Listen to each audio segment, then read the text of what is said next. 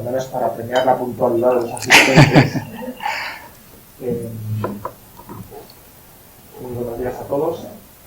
Ya se ve que ha podido haber algún problema con el aula porque es un día un poco inhabitual para el CRIF. Solemos tener los seminarios los martes en otro lugar, pero merecía la pena cambiar al jueves, un día quizá ya un poquito próximo a la Navidad, para poder tener con nosotros a David Alcalde, que efectivamente es un placer especial para mí presentarle. Actualmente David es profesor del Instituto de Filosofía Elmstein y del Instituto de Teología Lumen Gentium en Granada. Son instituciones docentes de la Archidiócesis de Granada. Tiene un doble doctorado, David. Es doctor por el Pontificio Instituto Juan Pablo II de Estudios sobre Patrimonio y la Familia en Washington, D.C. En 2017 ese es tu último doctorado, pero el primer doctorado es en física, en astrofísica, en la Universidad de La Laguna en 2002. También pues has tenido una cierta trayectoria investigadora en astrofísica, y no sé si con anterioridad o después de la ordenación han aparecido esos intereses tuyos por la relación entre ciencia y religión, entre ciencia y filosofía, por la cuestión del método, por la cuestión de la epistemología. Sea como fue, para el que esté interesado, aquí esta es la publicación de su tesis, prologada por Michael Hamby, Cosmology Without God, The Problematic Theology Inherent in Modern Cosmology, donde discute la cuestión, el fondo epistemológica de la relación entre las teorías sobre el origen del universo y la doctrina de la creación. Bueno, creo que esto aparecerá también en tu charla de hoy, en tu seminario de hoy, donde te vas a centrar en la cuestión epistemológica. Y pues nada, animar a que nos introduzcas a la cuestión y que luego tengamos tiempo para el coloquio. Muchas gracias por estar aquí con nosotros. Si me permiten, me pondré de pie porque me gusta moverme.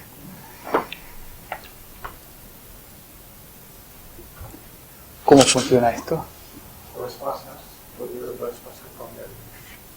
Tienes aquí, con esto puedes pasar, ¿vale? Ah, vale. Para adelante, para atrás, y con esto el señalador. Bueno, hace escasamente 2 días se entregaron los premios Nobel, entre ellos de física. Uno de ellos es el que figura en la pantalla, James Peebles.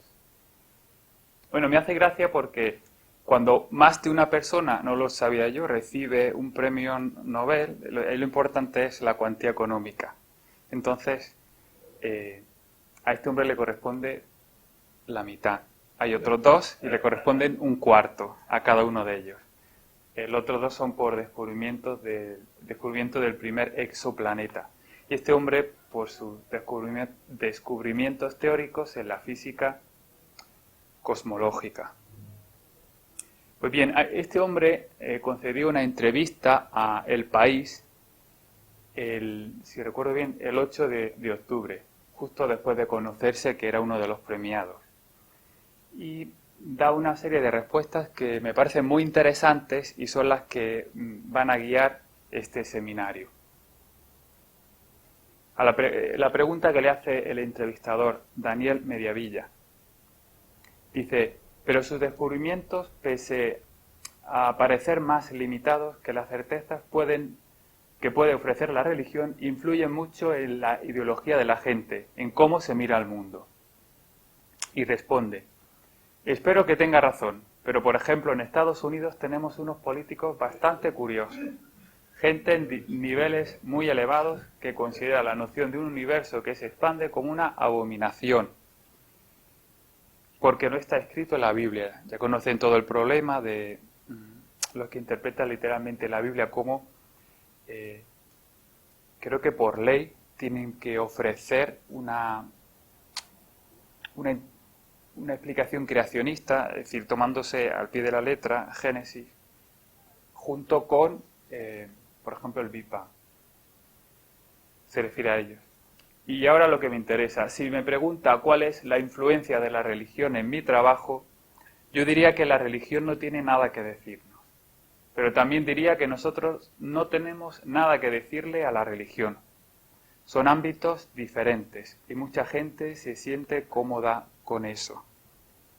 Eso ahí le doy toda la razón. Esto es como uno de los mantras del diálogo entre ciencia y religión. La religión tiene un ámbito, la ciencia tiene otro, y por eso no hay conflicto. Pues bien,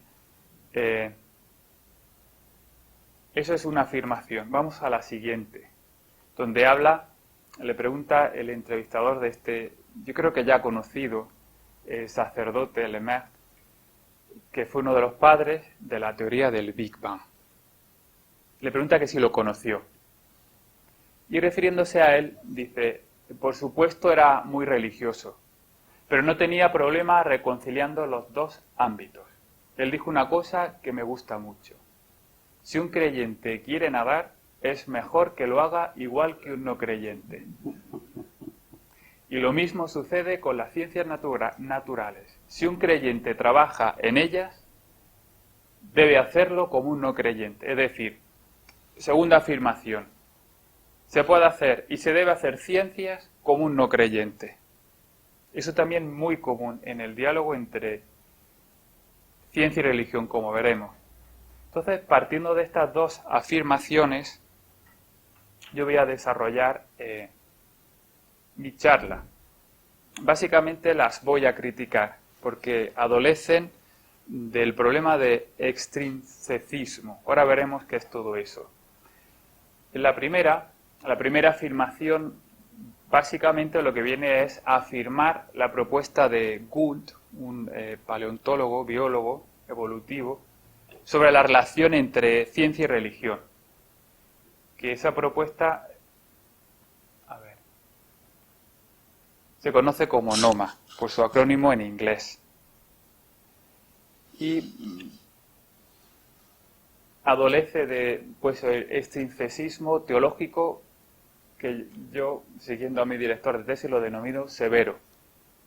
Luego la otra, eso lo veremos en esta charla.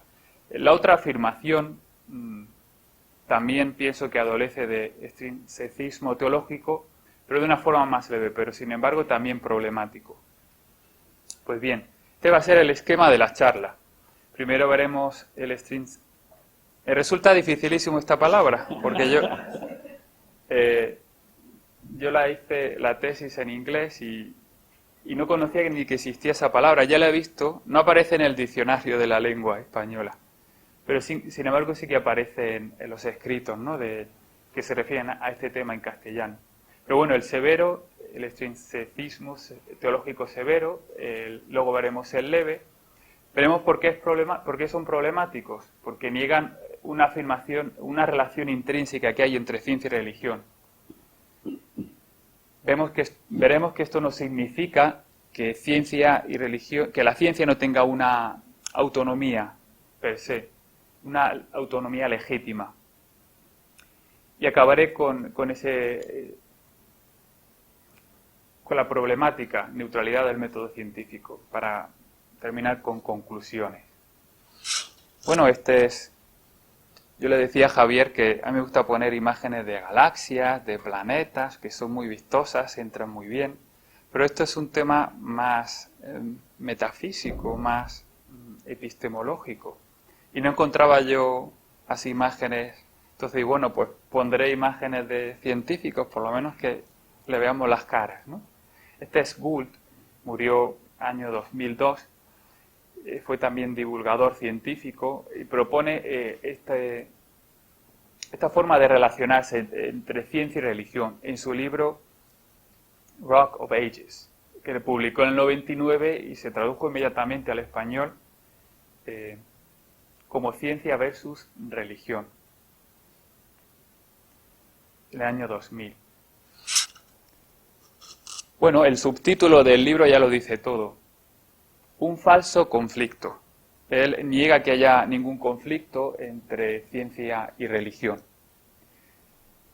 Para ello desarrolla un concepto magisterio que es el ámbito, como dice él, en que una forma de enseñanza posee los utensilios adecuados para el discurso y la resolución significativos. Y habla por una parte del magisterio de la ciencia, que cubre el reino empírico, de qué está hecho el universo ¿Y por qué funciona?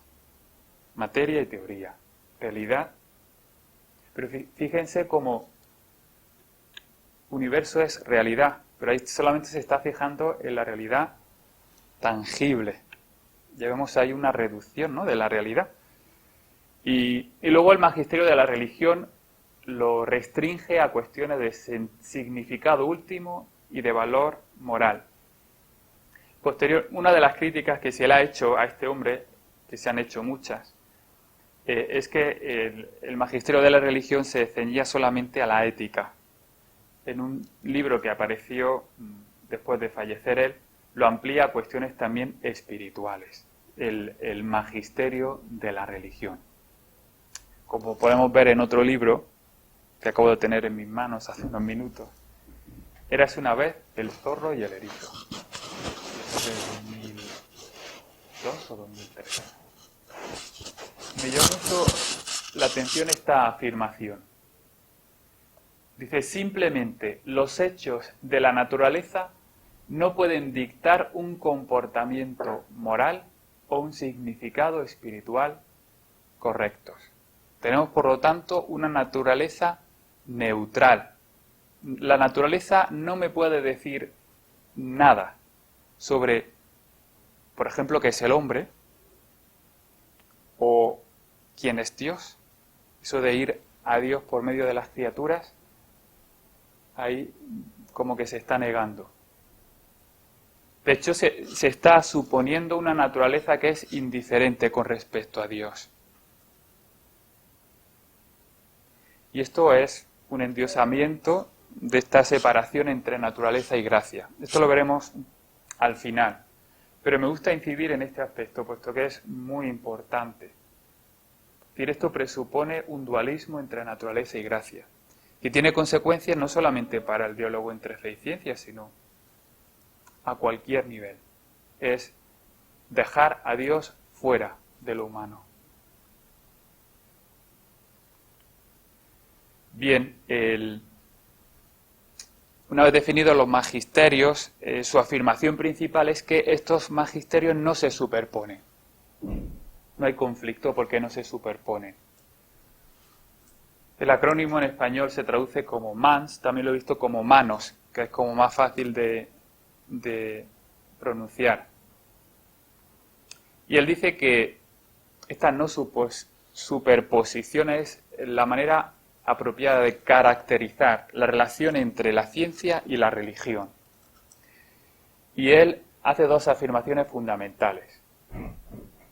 Primero, que esos magisterios tienen igual valor, nivel necesario para cualquier vida humana completa. Es decir, valora la religión, quiere superar ese conflicto de donde se menosprecia la religión, lo espiritual, todo aquello que sobrepasa lo factual, lo positivo.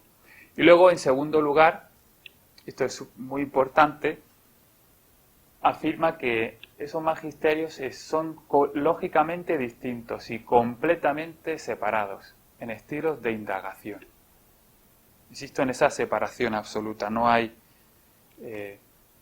conexión, no hay relación. Y esto es lo que afirmaba Peebles. Son ámbitos diferentes. La religión no tiene nada que decirnos, ni nosotros tenemos nada que decirle a la religión. Simplemente está afirmando lo que elaboró Gould años antes. Bien, Noma tiene sus mandamientos, al menos el primero. Y dice, no mezclarás los magisterios, al afirmar que Dios ordena directamente acontecimientos importantes en la historia de la naturaleza, mediante interferencia especial que sólo la revelación puede conocer y que no es accesible a la ciencia. Es decir, como son ámbitos que no se superponen, yo no puedo... Pues el Lourdes me llamó la atención, ¿no? Hay milagros y para que sea milagro no tiene que ser explicable por la ciencia. Eso lo negaría esta propuesta. Es decir, no todo aquello que se vaya de las leyes de la naturaleza no existe. No puede ser, porque está invadiendo la religión, el ámbito de la ciencia. ¿Vale? Sin embargo, como veremos ahora, con su propuesta, lo que hace la ciencia es invadir el ámbito de la religión. Y esa es la inconsistencia. Fíjense como en la propia forma de redactar esto, lleva una serie de presuposiciones. A ver si en esto consigo explicarme. La forma, ahí, cuando se está hablando de que Dios no puede actuar milagrosamente en la naturaleza, se está concibiendo la forma de actuar de Dios como la de cualquier otra causa natural. Y de hecho son rivales. Ese concepto de causalidad primera, causalidad segunda, causalidad trascendental, causalidad, la otra no me acuerdo, categorial, gracias. Todo eso no lo tiene. Por lo tanto, él mezcla y claro, se produce un conflicto. De hecho, la causalidad divina se ve como algo externo a la naturaleza. Y todo esto presupone una imagen extrínseca de Dios. Dios no es el trascendente, pero ni tampoco el inmanente. Todo eso desaparece. Quizás sea mucha afirmación decirlo aquí y poca demostración, ¿no? No hay tiempo para... Pero si quieren, luego en el diálogo podemos incidir en ello. Pero estos son los presupuestos que se contienen en la afirmación anterior. No importa si Gould u otros científicos que apoyan Noma crean realmente en un Dios extrínseco, pero sin embargo lo presuponen y de hecho aparecerá, como veremos. Este principio de Noma, o esta forma de entender la relación entre ciencia y religión, solo permite un Dios que actúe de acuerdo con nuestro conocimiento científico actual. Esto es uno de los grandes problemas en el diálogo entre religión y ciencia. Si ponemos a Dios en los huecos desconocidos de la ciencia, pues es el conocido como Dios tapagujeros. Se va haciendo el espacio de acción es cada vez más pequeño, lo vamos arrinconando y ese realmente no es Dios. Por ejemplo, el Dios cuya existencia niega Hawking es este tipo de Dios, porque él va quitándole campo de acción, porque entiende la actividad divina como una actividad en competencia con la naturaleza. Bueno, me voy por las ramas. Noma solamente permite un Dios que actúe en el mundo de acuerdo con nuestro conocimiento científico actual. Y por lo tanto no actúa realmente como un Dios, como lo que es Dios, como quién es Dios. Noma opta por un concepto de Dios que está limitado, sujeto a los dictados de la ciencia. Es decir, yo defiendo que si consideramos la relación entre ciencia y religión desde el punto de vista de Gould, al final, el Dios del que se habla en ese diálogo no es el Dios cristiano, sino un Dios sujeto a los dictados de la ciencia. Lo dice también, por ejemplo, este biólogo, Orr, que dice Gould llega a su misma visión sobre la religión a través de la ciencia. Fíjense, la posición de Gould no es tanto dad al César lo que es del César y a Dios lo que es de Dios, que sería lo que propone Noma, es decir, dad a la ciencia lo que es de la ciencia y a la religión lo que es de la religión. No. Dad al César lo que es del César y a Dios lo que el César dice que él puede tener. Es decir, dad a la ciencia lo que es de la ciencia y a la religión lo que la ciencia dice que que la religión puede tener. De hecho, este mismo biólogo dice que la religión de Gould es prima hermana del humanismo secular.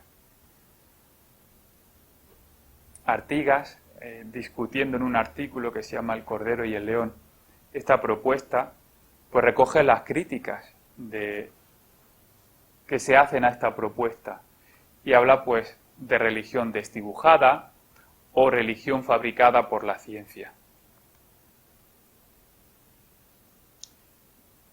Cuando Gould se atreve a decir qué tipo de Dios podrían aceptar científicos piadosos y devotos, ¿qué nos dice? Pues un concepto de Dios como un encargado imperial de dar cuerda al reloj en el principio de los tiempos. Claro, en el espacio que le hemos dejado, es decir, donde no entra la ciencia porque no sabe en aquel momento, pues ese es el espacio que le deja Dios. Porque Dios no puede actuar en la naturaleza, porque es el ámbito de la ciencia. Excluimos a Dios de nuestra vida natural y lo recluimos, como decía, ya se me ha olvidado un teólogo muy fan, Pannenberg, recluimos a Dios en el interior de la persona. Es un concepto deísta de Dios, que no es el Dios cristiano. Este hombre es ateo, pero podemos también aprender muchas cosas de los ateos porque, por ejemplo, este hombre reconoce que ese concepto de Dios que defiende Noma es un Dios deísta, con el cual la mayor parte de la gente no se sentiría cómoda. Otro ateo, Dawkins, y habla, pues, es decir, esta tesis de relación entre fe y ciencia reduce Dios a un mínimo de no intervencionismo, sin milagros, sin comunicación personal entre Dios y nosotros, en ninguna dirección, ni nosotros a Dios, ni de Dios a nosotros. No habría revelación.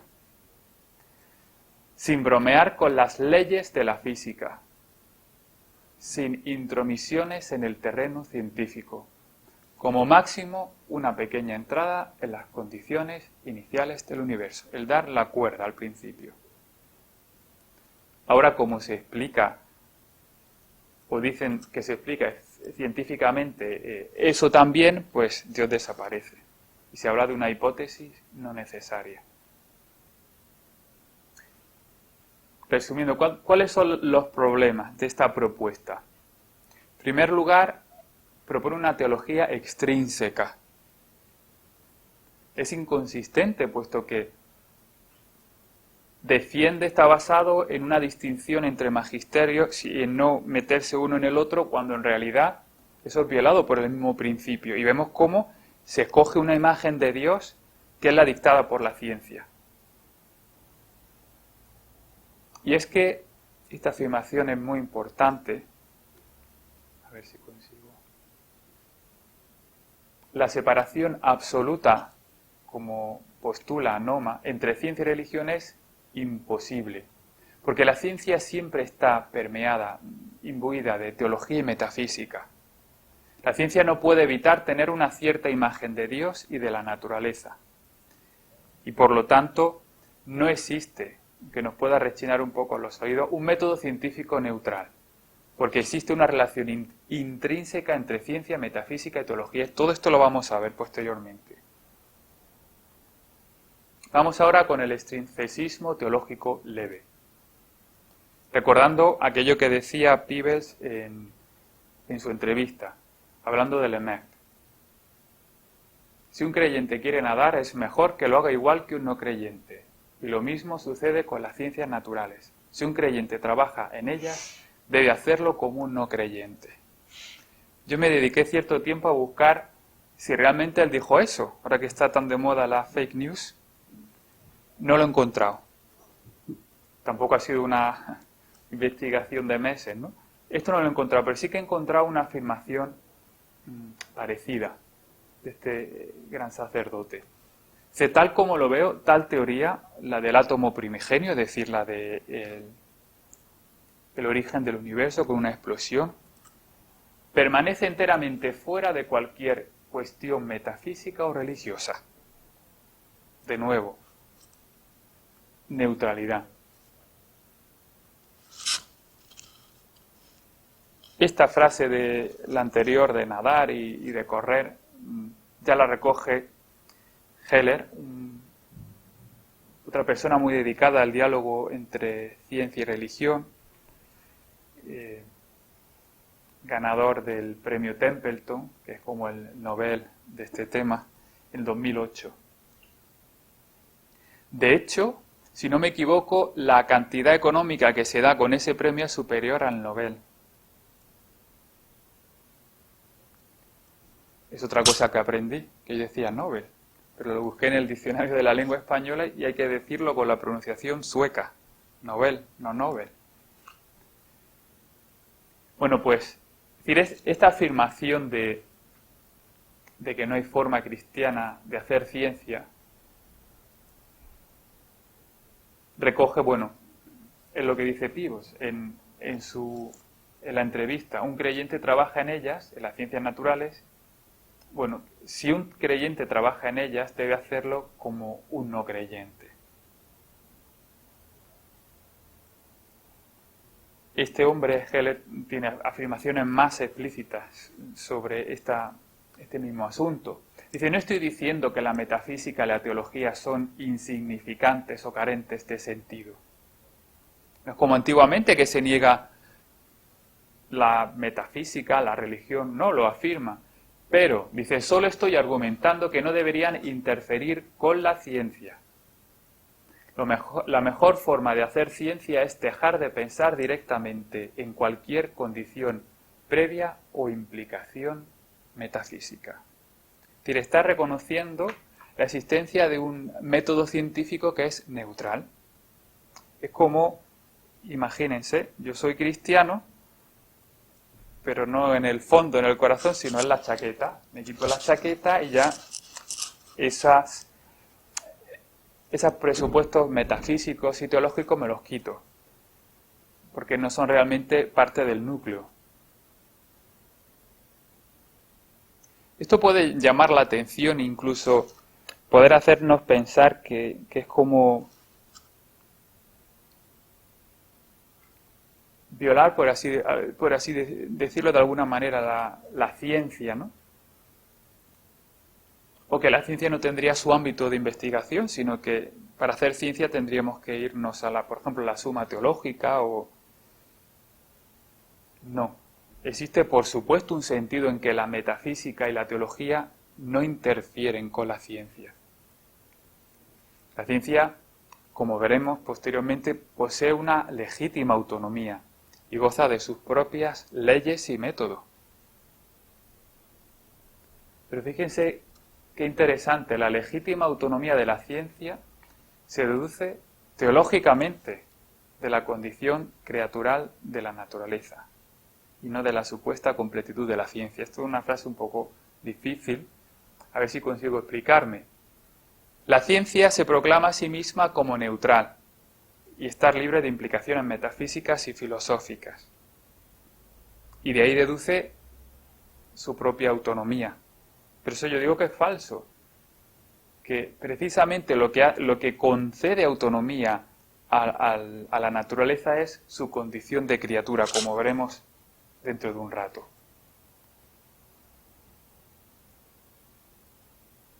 Y es que el problema de afirmar este método científico neutral, esta forma de hacer ciencia, bueno, más que el problema ahora lo que viene es decir, ¿qué afirman estos autores? Por ejemplo, como Heller, que la ciencia no puede entenderse sin metafísica e incluso quizás sin teología. Consideran estas aportaciones necesarias. Pero el método en sí es neutral. Las reflexiones metafísicas y teológicas vendrían después de acabar la ciencia. Por ejemplo, Polkinghorne, otro gran participante en el diálogo, pues lo expone muy claramente. Él coge un hecho científico, a partir de ahí saca deducciones metafísicas y después teológicas. Que por cierto llega a hablar de un Dios dual, que tiene una parte temporal y una parte eterna.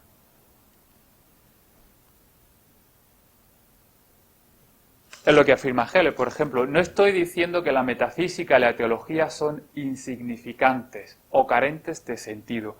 Solo estoy argumentando que no deberían interferir con la ciencia. La mejor forma de hacer ciencia es dejar de pensar directamente en cualquier condición previa o implicación metafísica. Incluso afirma que las teorías o métodos científicos son per se neutrales con respecto a interpretaciones teológicas o filosóficas. Otro participante en el diálogo, muy conocido, George Coyne. Este hombre fue director del Observatorio Vaticano por cerca de 30 años y le escribió a San Juan Pablo II una carta en los años 80 con una frase que es muy citada sobre la relación entre fe y ciencia. Pues lo dice abiertamente, la ciencia es completamente neutral con respecto a implicaciones filosóficas o teológicas que pueden ser derivadas de sus conclusiones. Fíjense, estas consideraciones vienen después de la ciencia, no durante la ciencia o antes de la ciencia, sino después. Entonces, por resumir un poco, tenemos estas dos formas de extrinsecismo teológico. Por una parte, el severo, que dice que la ciencia es indiferente o independiente con respecto a la religión. Y luego, el leve, el que acabamos de ver, bueno, el severo es el defendido por Gould y por muchos participantes en el diálogo ciencia-religión, todos aquellos que apoyan el NOMA. Y el leve, pues, sí que reconoce que existen suposiciones metafísicas o incluso teológicas, pero estas vienen después de hacer ciencia. Se pueden obviar, poner de lado, porque no son parte esencial de la ciencia. Ambos extrinsecismos comparten la suposición de la neutralidad de la ciencia del método científico. Y esto es problemático, porque como voy a expresar ahora, existe una relación intrínseca entre teología y ciencia, que es nuestro cuarto punto. La ciencia no es neutral, porque tiene presupuestos filosóficos y teológicos. Es decir, aunque no quiera, ya el hecho de expresar límites entre ciencia y religión ya presupone una imagen de qué es el mundo y quién es Dios, aunque no sea el científico consciente de ello. Javier me preguntaba si yo como científico estaba interesado en estos temas, es decir, antes de... No, porque mi visión era así. Filosofía era un rollo, una pérdida de tiempo, pero eso te amplía horizontes y te das cuenta de cosas que se presuponen, aunque uno no sea consciente de ello. Y es que las consideraciones metafísicas y teológicas permean, colorean toda la metodología científica, aunque sea de forma implícita. Este es mi director de tesis y afirma muy claramente: la ciencia está relacionada constitutiva e intrínsecamente con la metafísica y la teología.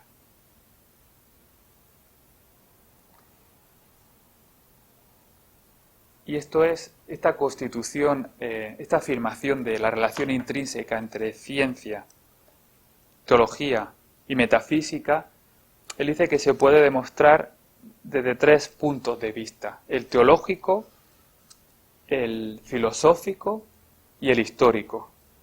Solamente voy a mencionar el teológico. Esta constitución intrínseca se deriva de la creación misma, ¿no?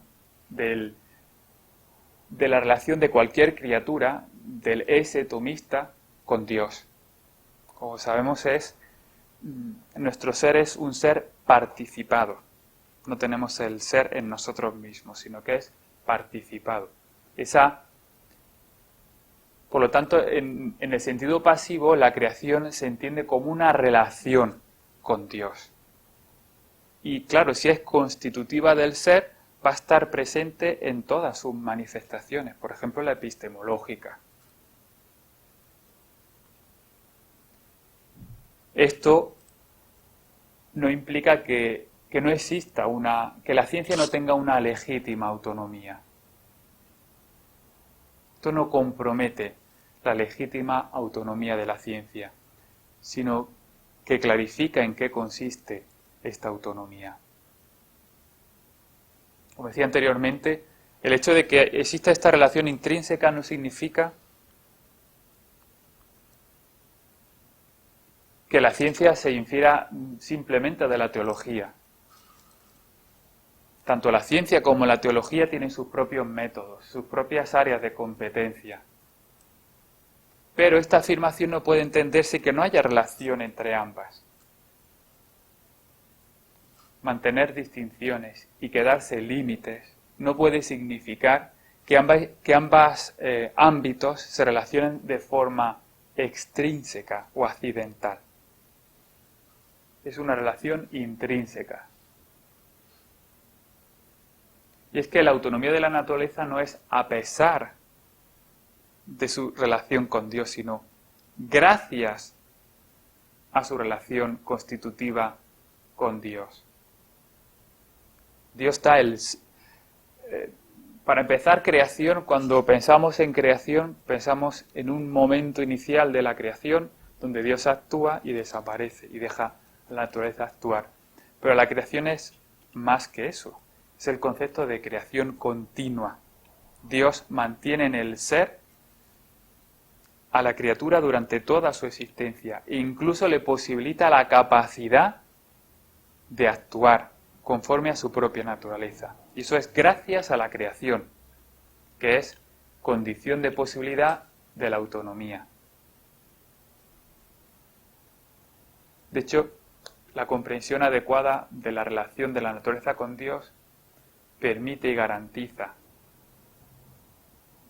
una distinción real entre teología y ciencia. Fallar en esta comprensión pues puede hacernos caer en el materialismo, por ejemplo, o en el panteísmo. Esto yo creo que lo expresa muy bellamente el Concilio Vaticano II en su constitución de la Iglesia en el mundo actual, Gaudium et Spes, en el número 36. Dice, si por autonomía de la realidad se quiere decir que las cosas creadas y la sociedad misma gozan de propias leyes y valores que el hombre ha de descubrir, emplear y ordenar poco a poco, es absolutamente legítima esta exigencia de autonomía. No es sólo que la reclamen imperiosamente los hombres de nuestro tiempo, es que además responde a la voluntad del Creador, pues por la propia naturaleza de la creación todas las cosas están dotadas de consistencia, verdad y bondad propias, y de un propio orden regulado, que el hombre debe respetar con el reconocimiento de la metodología particular de cada ciencia o arte. Pero si autonomía de lo temporal quiere decir que la realidad creada es independiente de Dios, una naturaleza neutral, independiente de Dios, y que los hombres pueden usarla sin referencia al Creador, no hay creyente alguno a quien se le oculte la falsedad envuelta en tales palabras. La criatura sin el Creador desaparece. Más aún, por el olvido de Dios, la propia criatura queda oscurecida. Esto es muy interesante porque la afirmación de que no existe sí, la afirmación de que existe un método científico neutral, que no tiene nada, que la naturaleza no tiene nada que ver con Dios, no solamente presupone una imagen deficiente de Dios, sino también de la naturaleza, y al final la ciencia se ve resentida. Eso es muy interesante. Es decir, para hacer realmente buena ciencia hace falta tener en consideración esto. Vamos con el concepto de neutralidad metodológica y su problematicidad.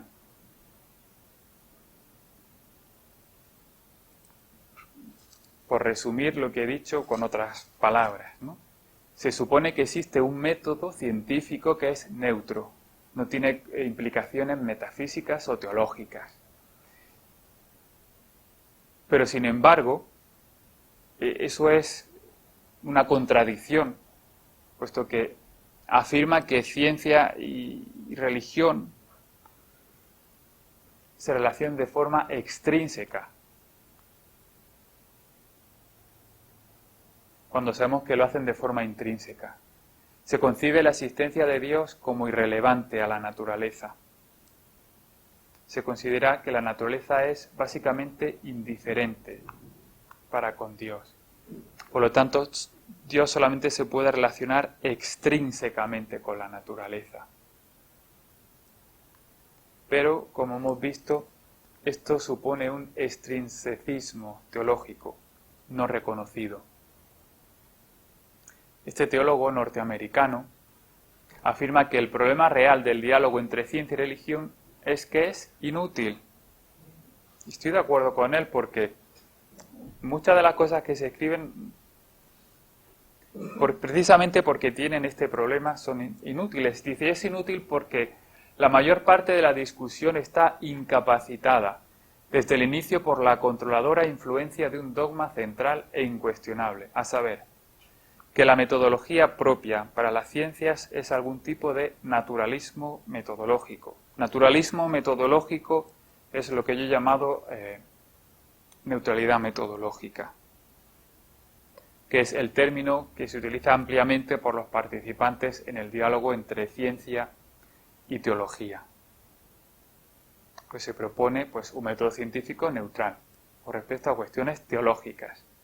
Como afirma, por ejemplo, Polkinghorne, la ciencia tiene la habilidad de hacer sus investigaciones etsi Deus non daretur, como si Dios no existiera.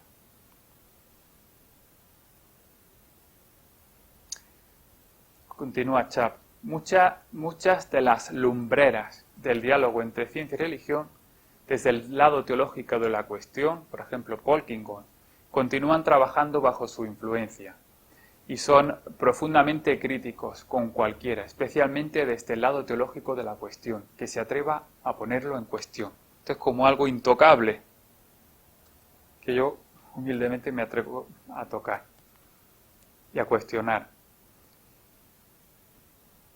El naturalismo metodológico asume que es posible dejar de lado las presuposiciones teológicas de la teoría científica.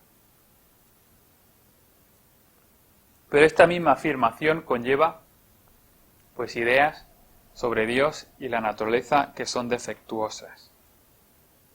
De nuevo se asume que la naturaleza es indiferente para con Dios. Y por lo tanto, esto es muy interesante. Es decir, lo que se está afirmando es que Dios no aporta nada para entender la naturaleza. Es una cosa muy bonita, pero que se pone, al final, le ponemos, pero no tiene que ver. De nuevo es relegar Dios a la intimidad de la persona, pero no al mundo natural. Insisto de nuevo, este naturalismo metodológico no es defendible porque la criatura, como nos dice el concilio, sin el Creador desaparece.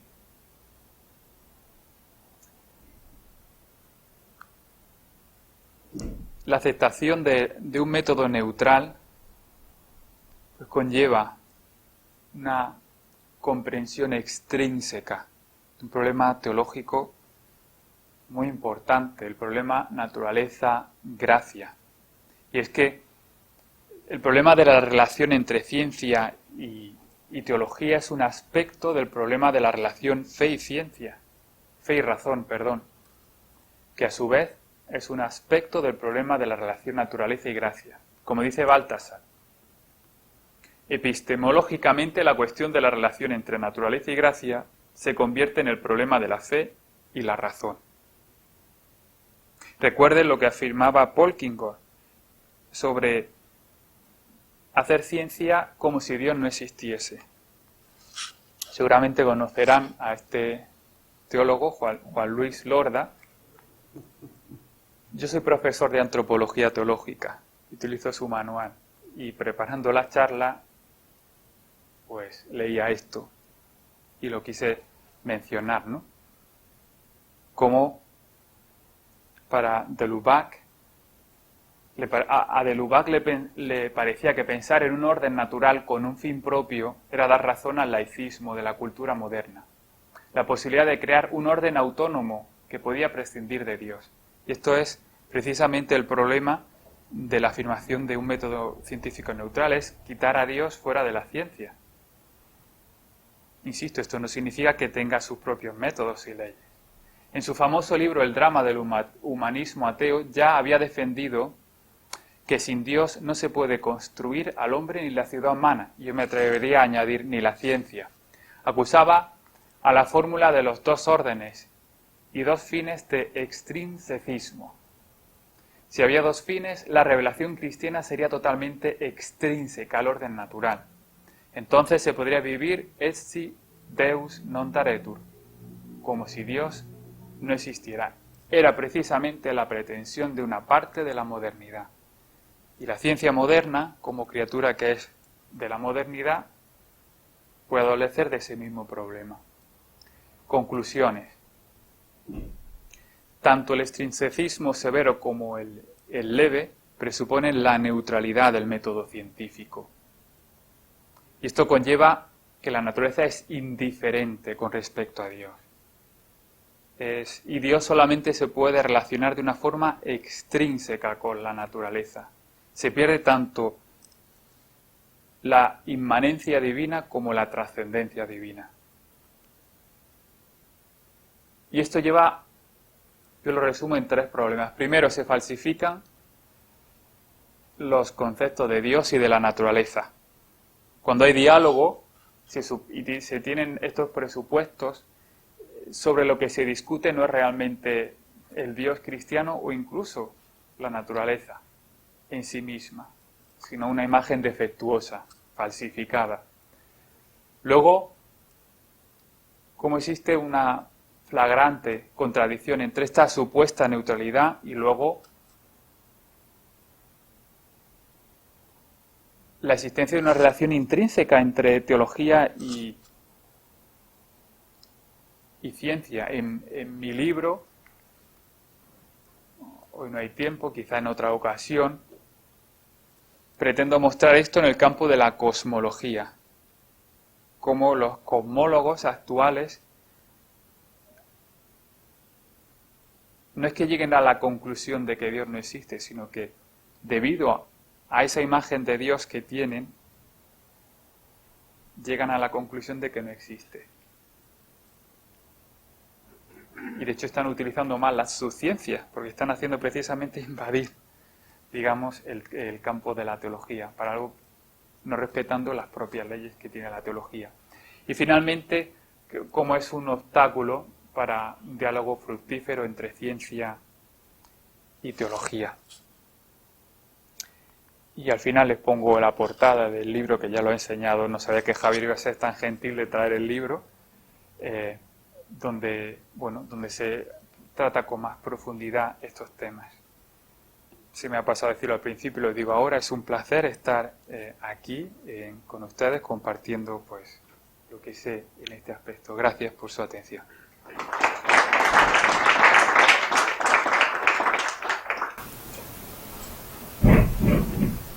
Bueno, vamos a pasar al diálogo directamente. Sí que me gustaría comentar que creo que ha sido a cuestiones muy nucleares, verdaderamente muy nucleares, y que me parece que a nadie dejan indiferente. Lo que pasa es que hay tantas sutilezas en esta cuestión que, bueno, no sé, creo que casi todo el mundo querrá hablar, intuyo. Por lo cual, bueno, pues, el que sea más rápido, pues va rápido. He visto ya a don Enrique Moros que quiere intervenir y que podéis ir pidiendo la palabra. Ignacio luego. Muy bien. Muchas gracias por la excelente. De todas maneras me quedan dudas con la concepción del naturalismo metodológico. Y la duda se refiere a que el problema del naturalismo metodológico, tal como lo has planteado, conlleva una afirmación que no está incluida en el propio naturalismo metodológico, que es que el único camino para encontrar la verdadera ciencia. Eso no es naturalismo metodológico, sino el presupuesto de la crítica del naturalismo metodológico que has hecho correctamente. Pero me parece que ese no es un principio que se deba aceptar. Es decir, pienso que se puede aceptar el naturalismo metodológico como un modo más de alcanzar alguna verdad acerca del mundo natural. Y eso precisamente permite que haya investigaciones que, presuponiendo la existencia de Dios y la condición creatura del mundo, interesen para hacer todo. Es decir, el fin de la ciencia no es solo encontrar la verdad, sino encontrar la verdad en este ámbito, de este modo y para estas cosas. Entonces, claro, si esos fines se presuponen como el único objetivo veritativo del ser humano, entonces, pero me parece que no es necesario. Se puede hacer ciencia con naturalismo metodológico y ser una persona normal. Perdón, creo que de mí mismo, porque es que yo lo pienso en la vida de las personas, esto ocurre. O sea, uno va al laboratorio, hace experimentos, observa el cielo, tal, pero no se olvida que es padre. Aunque sus hijos no estén presentes en la atmósfera o en el experimento, y se olvida que después tiene que comer con el pecado, que depende, etc. Quiero decir, el hombre tiene, fíjate que era cosa que todavía los ordenadores no hemos conseguido esa.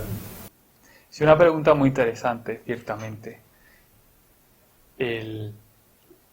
Ahí en el diálogo, como ustedes saben, se insiste en la diferencia entre naturalismo metodológico y naturalismo ontológico. El ontológico, el metodológico es el pensar que podemos dejar durante la investigación de lado a Dios, como si Dios no existiese. Y luego el ontológico es el que afirma realmente que Dios no existe. Y una distinción que suelen hacer los participantes en el diálogo para afirmar que ellos creen, suelen ser teólogos, sacerdotes, que creen, pero mi idea es que eso que parece algo que es no problemático, el naturalismo metodológico, sí que es al final problemático en el sentido de que se entiende o se presupone, mejor dicho, una naturaleza indiferente. Pero también hay que hacer la matización de que la ciencia tiene sus propias leyes, sus propios métodos. Cuando yo estoy observando el cielo no me estoy acordando en ese momento de Dios ni de mis hijos. Pero el peligro está insisto, en concebir a una naturaleza.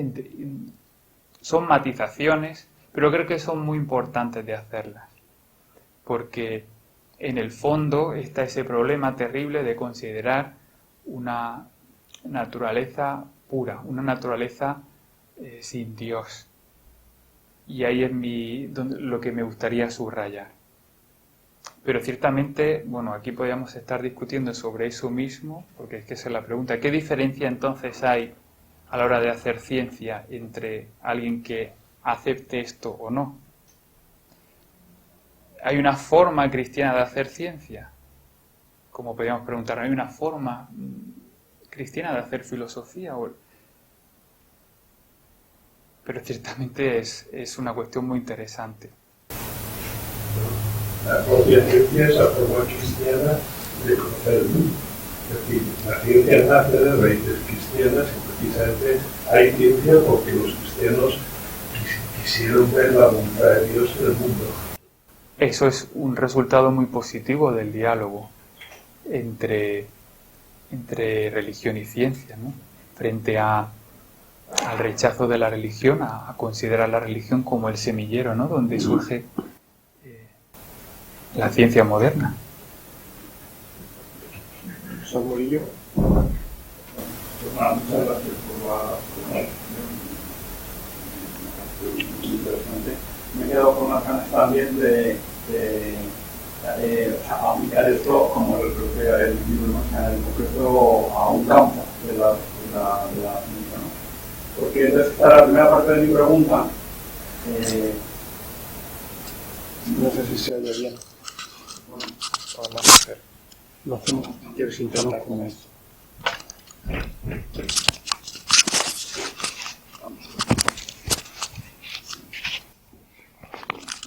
Bien, pues esto funciona. Sí. La primera parte de mi pregunta tiene que ver precisamente con que cuando hablamos de la ciencia hablamos de un modo como muy general, porque cada ciencia es cada ciencia, ¿no? Y es verdad, a mí me interesa mucho el caso de la cosmología y en general de la física, porque mi impresión es que de entre las ciencias modernas la primera es precisamente la física la que consigue su método, y todas han intentado imitar el éxito de lo que hizo la física, pero cada una es como es. Entonces, por ejemplo, yo me dedico más aunque soy filósofo, ¿no? Pero me dedico más a discutir y a hablar con biólogos que con físicos, aunque también con físicos, ¿no? Algún rifirrafe tenemos, hay algún rifirrafe tenemos, ¿no? Pero sobre todo los biólogos. Entonces, a mí me llama, primero, también que la biología es muy plural, que no tiene tanta unidad como la física, y que ellos, aunque también intentan, por así decir, un naturalismo metodológico, pues es mucho más problemático, y luego que pues cada campo pues hay partes de la biología que son muy descriptivas, y por lo tanto dices, bueno, pues ¿qué tiene que ver esto? No hablas de Dios directamente cuando describes los insectos, ¿no? O la genética, pues cuando describes los mecanismos, pues tampoco estás hablando directamente de... Pero claro, pienso que tanto los biólogos como los científicos, no hablemos de los científicos sociales y tal, y esta es mi tesis, respecto a este problema, es que lo que ha hecho la ciencia moderna es una cosa muy curiosa y bastante problemática, pero no digo que sea falsa, y es que de una tradición de filosofía natural, es decir, de estudio de la naturaleza con una mentalidad filosófica, que por lo tanto intentaba entender qué eran las cosas en sí mismas, cuáles eran sus causas, etcétera, y que por lo tanto estaba indefectiblemente orientada hacia los problemas metafísicos, seas ateo o no seas ateo, pero tienes que tomar no, porque te llevaba directamente ese estudio a las últimas causas. Lo que ha hecho la ciencia moderna es una especie como de abstracción, y la ha hecho gracias a la aplicación exitosísima del método matemático. Porque el método matemático no necesita, yo lo decía Aristóteles, que no tiene fama de que las matemáticas le caían un poco mal, probablemente porque estaba hasta las narices ya de las matemáticas en la escuela, no, en Platón, ¿no? En la academia, ¿no? Pero él lo que decía es que las matemáticas no consideran la causa final y por lo tanto no estudian, o sea, no incluyen ni el movimiento ni la causalidad en sentido estricto, sino que estudian, por así decir, formas, pero separadas de la realidad. Pero, ¿qué es lo que ha pasado en la física moderna? Y esto para que se enfaden más todavía, Javier, ¿no? ¿Qué ha pasado en la física moderna? Pues que ha conseguido un híbrido de las dos cosas. O sea, es decir, una descripción matemática muy exitosa de las leyes de la realidad física o del ámbito que sea, pero en la que también se incluye el interés por cómo es la realidad en sí misma, ¿no? Entonces, me parece que ahí es donde se provoca el cortocircuito, en que nuestros modelos, que son necesarios para elaborar leyes físicas, para enunciar leyes y para probarlas, etcétera, etcétera, fácilmente los confundimos con la realidad. Y entonces, bueno, me gustaría saber si estás de acuerdo con esto o si tú... Vale. De hecho, en el libro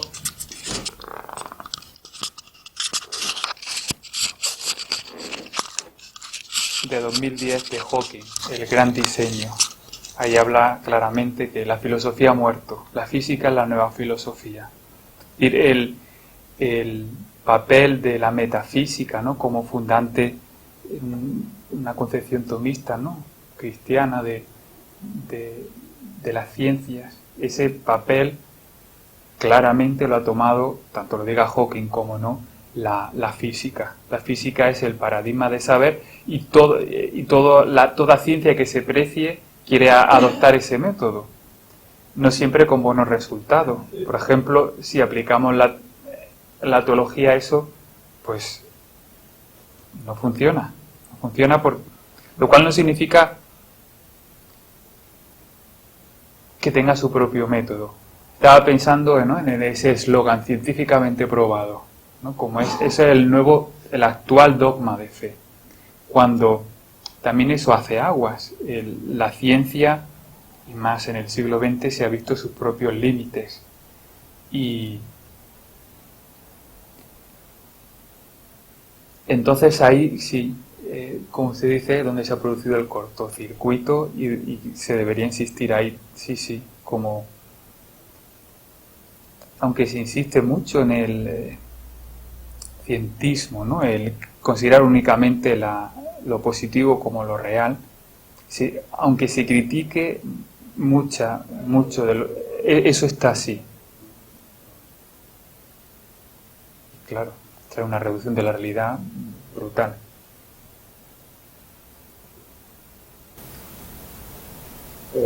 Profesor Collado, ¿quiere intervenir? No sé si tienes micrófono. Yo creo que me oigo yo aquí mismo. No, en este debate, que es un debate, digamos, clásico en esta materia, ¿no?, de la relación ciencia-fe, y lo que yo me pregunto ante la propuesta que nos has hecho, o al menos las ideas que nos has planteado, si realmente se puede pensar en hacer una ciencia que tenga en cuenta lo que tú dices que excluye, ¿no? Es decir, porque a mí me da la impresión de que estamos superponiendo dos discursos que están efectivamente relacionados, como es un discurso filosófico en el cual afirmamos que Dios y la naturaleza están intrínsecamente relacionados, y otra cosa es el científico que está en su laboratorio o que está en su observatorio y que hace una serie de medidas, y como salía antes, pues que evidentemente si hace una reflexión filosófica o se queda contemplando la belleza del universo, pues evidentemente eso, si tiene sensibilidad, pues le puede llevar a Dios. Pero si está aplicando un método que es reductivo, o sea, metodológicamente naturalista, digamos, pues entonces yo creo que lo está haciendo bien. Entonces, no sé yo cuál sería la propuesta o cómo resolver el problema que planteas, ¿no? No sé si me explico. Perfectamente, eso es lo que me vengo preguntando desde hace mucho tiempo y desgraciadamente no. Yo creo que no encuentro una respuesta clara a ese... Es decir, ¿esto cómo se traduce en el día a día, ¿no? Esto que podemos estar o no de acuerdo, ¿cómo se traduce en mi hacer ciencia todos los días? A lo mejor es la misma forma de hacer ciencia. Posiblemente. Sin embargo,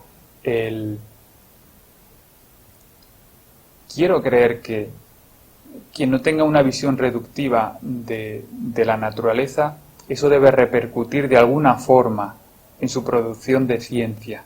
Estoy convencido de que sería una ciencia mejor. No por el hecho de que hablase de Dios explícitamente, no es el ámbito. Pero en la ciencia en sí misma yo creo que se vería mejorada.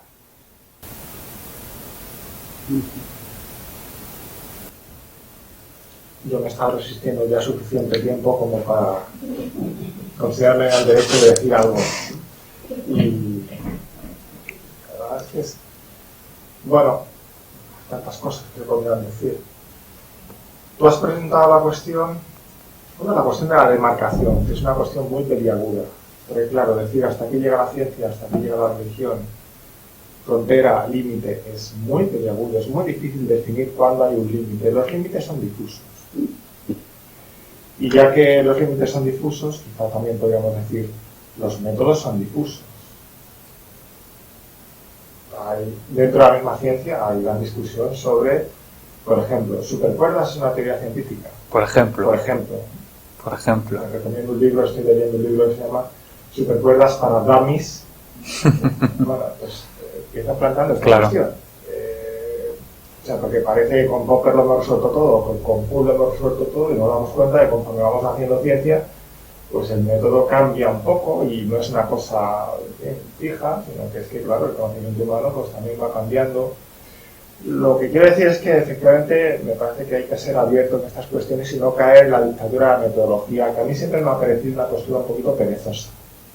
Y vamos a decir que hay aquí dos esferas, no nos peleamos, nos llevamos bien, y cada uno en su casa y Dios es la de todos. Bueno, bien hasta que la vida te lleva por delante, ¿no? Bueno, entonces, claro, yo me planteaba, conforme todo lo más, yo la imagen que me hacía es... Claro, en el fondo hay gente que piensa que, dice, bueno, sí, hay dos ámbitos, pero hay algunos que tienen que convencer a los otros que hay esos dos ámbitos, ¿no? Porque hay gente que dice... O sea, voy a ver si planteo bien el problema. Imagínate que tú vives en dos dimensiones.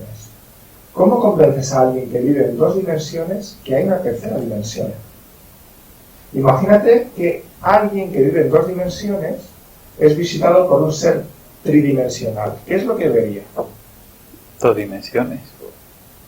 Mi pregunta es, ¿habría algo en su concepción bidimensional del mundo que le llevase a decir es más plausible considerar que hay una tercera dimensión que considerar que el mundo solamente tiene dos dimensiones? Mi intuición es que sí. Y esto me lleva a que creo que en el problema, en todo este diálogo, me parece que el reto está dentro del naturalismo metodológico, mostrar cómo hay indicios, cómo hay situaciones en las que el mismo naturalismo metodológico se rompe un poquito, resulta endeble. Esto no ocurre en el laboratorio, cuando yo estoy comprobando simplemente, pues es que hay situaciones donde pues, que está muy alejado del límite. Pero normalmente son situaciones donde la ciencia intenta ir como un poquito más allá de sí misma, del mismo límite, que donde se pregunta por lo que está haciendo, por ejemplo, la distinción entre sistema y entorno, que para mí es una distinción precientífica, ¿no? Nosotros decimos, bueno, es que existen las cosas, existen las moscas, existen los animales. ¿Y por qué separas la mosca y el animal del resto de su entorno? ¿Por qué te centras en un sistema? ¿Por qué haces eso? No está en absoluto claro para mí eso, ¿no? La cuestión de la diferencia, de individuación, son cuestiones clásicas de la filosofía. Y entonces ya aprovecho también, porque claro, efectivamente Aristóteles, yo entiendo que dijese eso, apenas que no supiese cálculo infinitesimal. Si hubiese sabido cálculo infinitesimal, pues igual se hubiese dado cuenta que es que la matemática, el movimiento Eso sí que le importa la forma y el cambio de las formas, claro que le importa. Pero no nos trata como movimiento ni como forma real, como causa, no trata como causa. De hecho, ahí sostiene el cálculo diferenciales el modo de estudiar movimientos y movimientos.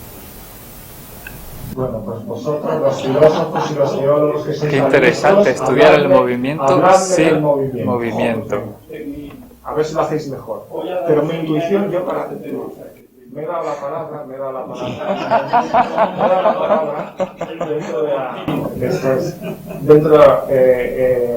yo en estas cuestiones soy muy práctico y me parece que es muy interesante ver al final, bueno, quién tiene más éxito.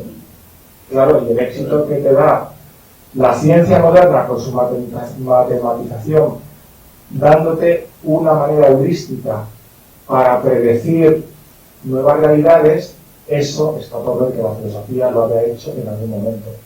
Pero es que no necesitas predecir. Esto Bueno, es es predecir porque te da más acceso a la realidad, a nuevas formas que no sabías que estaban ahí, porque nuestro modo de conocer es limitado. Entonces, pues me parece que hay que dar al César lo que es del César y luego hay que ver quién es el César para que diga que es todo el pero bueno, en fin. Si me permites, el hecho de, referente a lo que tú dices, ¿no? Es una cosa que dicen muchos científicos, es que la ciencia funciona. Pero claro, ¿cuál es el criterio de verdad? El pragmatismo. Y de ahí también pienso que hay un problema. ¿Que funciona? Claro que sí. ¿Que ha mejorado nuestras vidas? Claro que sí, ¿no? Pero, ¿nos lleva a la verdad? Pienso que la verdad es algo más que aquello que funciona. Quiero decir que no podemos reducir pues a que funciona o no a justificar la ciencia solamente por eso. Mi opinión. Quizá yo con estas palabras, que son palabras de paz, podemos acabar este seminario último del mes, y bueno, del mes y del año 2019, ¿no? Con eso a todos feliz Navidad y buena entrada de año, y que en enero nos volvamos a ver los seminarios del BRIF, y agradecemos a David su seminario y su participación.